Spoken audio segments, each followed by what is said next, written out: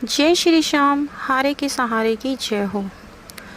भक्तों, क्या आप लोग जानते हैं कि कभी कभी कुछ लोग ऐसी गलती कर बैठते हैं कि उनको उनकी पूजा का फल नहीं मिलता।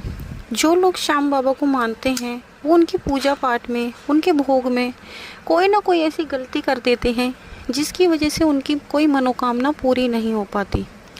फिर वो लोग कहते हैं कि श्याम बाबा ने हमारी तो सुनी नहीं, श्याम बाबा ने हमारी मनोकामना पूरी नहीं की। तो उसका भी देखो कहीं ना कहीं कोई रीज़न होता है। अगर आप भगवान को मान रहे हो, भगवान की पूजा पाठ कर रहे हो, तो उनका भी कोई नियम होता है, कोई तरीका होता है ना। आज मैं आप लोगों के साथ एक ऐसे भक्त की कहानी शेयर करूंगी जिन्होंने श्याम बाबा की पूजा पाठ में एक बहुत बड़ी गलती कर दी और जिसकी वजह से उन्हें बहुत बड़ा भारी नुकसान उठाना पड़ा। आज की कहानी राकेश जी की है। राकेश जी अपने माता पिता के साथ रहते हैं। उनका एक छोटा भाई और एक छोटी बहन भी है। राकेश जी जो हैं वो अपने घर में तीनों बहन भाइयों में सबसे बड़े हैं। उनके पिताजी की अक्सर तबीयत खराब रहती थी। उनके पिताजी ठीक से चल फिर भी नहीं पाते थे, जिस वजह से घर की जिम्मेदारियों का सारा बोझ उनके कंधों पर था।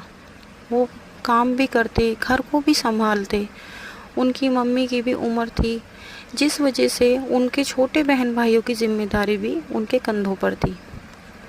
दोस्तों, ये जो राकेश जी हैं, ये एक दिन इतने ज़्यादा परेशान थे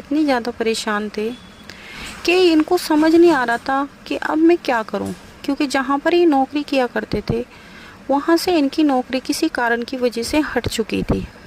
अब इनको ये नहीं समझ आ रहा था कि ये क्या करें, कैसे करें।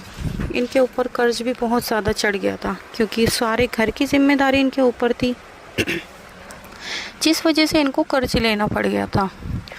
तो एक दिन इनको इनका दोस्त मिलता है जो श्याम बाबा को बहुत ज़्यादा मानता है। एक दिन ये उदास बैठे थे तो इनका दोस्त कहता है, क्या हुआ भाई, आज तो इतना उदास क्यों है। तभी राकेश जी अपनी सारी परेशानी अपने दोस्त को बताते हैं कि कैसे कैसे उनकी नौकरी हट गई, कैसे उन पे इतना ज़्यादा कर्ज चढ़ गया। तभी इनके दोस्त बोले कि तुझे चिंता करने की कोई ज़रूरत नहीं है। देख, राजस्थान में एक खाटू श्याम बाबा का मंदिर है जो हारे के सहारे हैं। मैं हर महीने बाबा के दरबार जाता हूँ। कुछ सालों पहले मेरी भी परिस्थिति बहुत ज़्यादा ख़राब थी, लेकिन मैं भी किसी के ज़रिए श्याम बाबा से जब से जुड़ा हूँ उन्होंने मेरी ज़िंदगी बहुत ज़्यादा सुधार दी है। अब मेरी ज़िंदगी में कोई परेशानी नहीं है। मैं श्याम बाबा की रोज़ पूजा करता हूँ। तो एक काम कर, एक बार मेरे साथ श्याम बाबा के मंदिर चल। राकेश जी बहुत ज़्यादा परेशान थे। फिर उन्होंने फिर भी भारी मन से कहा कि चलो ठीक है, मैं चल दूँगा तुम्हारे साथ, लेकिन एक बार मैं घर पर बता दूँ, पहले घर पर बात कर लूँगा। तो उन्होंने अपने घर पर बताया। उनकी मम्मी ने कहा कि ठीक है बेटा, चला जा, क्या पता शायद कुछ हो जाए। तो उन्होंने कहा ठीक है। तो 15-20 दिन बाद 11 थी। वो अपने दोस्त के साथ श्याम बाबा के दरबार पहुँचे।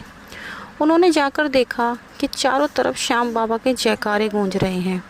हर तरफ से जय श्री श्याम के नारों की आवाज़ सुनाई दे रही है। इतनी रौनक देखकर उनका मन थोड़ा हल्का हुआ, उनको अच्छा सा लगा। उन्हें ऐसा लगा कि शायद अब यहाँ से मेरी परेशानी का कोई ना कोई हल निकल ही जाएगा।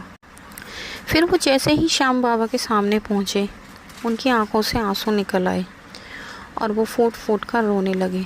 श्याम बाबा को उन्होंने अपनी सारी परेशानी बताई और बाबा से कहा कि बाबा, मेरी परेशानी को जल्द से जल्द ख़त्म कीजिए। और वहाँ से वो वापस अपने घर आ गए।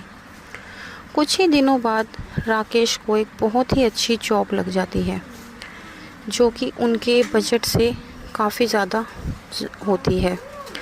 वो नौकरी पर लग जाते हैं और धीरे धीरे करके उनका सारा कर्ज भी उतर जाता है और उनके पापा की तबीयत में भी काफ़ी ज़्यादा हद तक सुधार आ जाता है। लेकिन जब उनकी ज़िंदगी में सब कुछ अच्छा हो जाता है, वो कहते हैं ना कि जब इंसान की ज़िंदगी में सब कुछ अच्छा होने लगता है, सब कुछ सही चलने लगता है, तो वो भगवान को भूल जाता है और याद भी रखता है तो कोई ना कोई गलती कर बैठता है, जिससे उसे फिर नुकसान उठाना पड़ता है। ऐसा ही कुछ राकेश जी के साथ भी हुआ। राकेश जी जब श्याम बाबा के दरबार गए थे तो वहाँ से एक श्याम बाबा की छोटी सी तस्वीर लेकर आए थे। न जाने एक दिन राकेश जी को क्या सूझी उन्हें लगा कि आज मैं श्याम बाबा को भोग लगाऊंगा, पर वो ये भूल गए थे कि श्याम बाबा सात्विक भोजन ग्रहण करते हैं, सात्विक भोग को ही स्वीकार करते हैं। वो लहसुन प्याज खाते थे। उन्होंने लहसुन प्याज का बना हुआ भोजन का भोग श्याम बाबा को लगा दिया। जब उन्होंने श्याम बाबा को लहसुन प्याज से बने भोजन का भोग लगाया तो उसके कुछ ही दिनों बाद उनकी परिस्थितियाँ फिर से ख़राब होने लगी। फिर से उनके घर में परेशानियाँ बढ़ने लगी। उनका काम फिर से हटने की कगार पर आ गया। उनके पिताजी की फिर से हालत ख़राब होने लगी। घर में फिर से सब कुछ ख़राब होने लगा। उन्हें समझ नहीं आ रहा था कि ये सब क्यों हो रहा है। वो श्याम बाबा से कहते कि बाबा ये सब क्या हो रहा है आपके रहते हुए। फिर वो एक दिन श्याम बाबा के दरबार फिर से पहुँचे और उन्होंने बाबा से अर्जी लगाई। और वहाँ से फिर जब वो अपने घर आए तो श्याम बाबा राकेश के सपने में आए और कहते हैं, बेटा तूने मुझे लहसुन प्याज का भोग लगाया, तू जानता है कि मैं ये भोजन स्वीकार नहीं करता, फिर भी तूने मुझे इसका भोग लगाया, इसलिए तेरी परिस्थिति ख़राब हुई है। तूने जो ये गलती करी है ये उसका फल है। तभी राकेश जी ने हाथ जोड़कर श्याम बाबा से क्षमा याचना करी और अपनी गलती मानी। कहा, बाबा मुझसे बहुत बड़ी भूल हो गई, मैं अब ऐसी गलती कभी जीवन में नहीं करूँगा। फिर उन्होंने अगले दिन श्याम बाबा की दिल से पूजा अर्चना की और बाबा श्याम को सात्विक भोजन का भोग लगाया। उन्होंने फलों का भोग लगाया और उस दिन से लेके आज तक राकेश जी बताते हैं कि वो कभी लहसुन प्याज घर में भी नहीं लाते। अब वो पूरी तरह सात्विक भोजन खाते हैं। वो खुद भी उनके घर में सब सात्विक भोजन का ही भोजन करते हैं। तो दोस्तों ये थी आज की सत्य घटना। दोस्तों अगर आप भी जाने अनजाने में ऐसी गलती कर रहे हैं तो प्लीज़ ऐसी गलती ना कीजिए, क्योंकि वो भगवान हैं। भगवान को जो भी आप भोग लगाएं सोच समझ के लगाएं। चाहे आप खाली पानी का ही भोग क्यों ना लगा दें।